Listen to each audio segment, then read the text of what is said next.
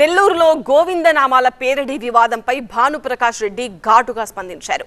వీధి నాటకాలతో స్వామివారిని అవమానించి ఎమ్మెల్సీ చంద్రశేఖర్ రెడ్డి తాను పాడలేదనడం అవాస్తవమన్నారు.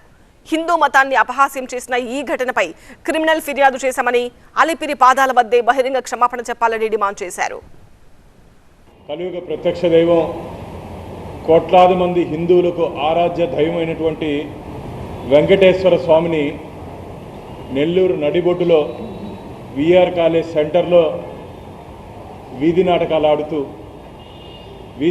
ఆడుతూ ఎమ్మెల్సీగా ప్రజాప్రతినిధిగా ఉంటూ చంద్రశేఖర్ గారు చేసినటువంటి వెక్కిరి చేష్టలు, గోవిందనామాన్ని తీసుకొని వచ్చి మీ ధర్నాలు ఎందుకయ్యా పాడుతారు?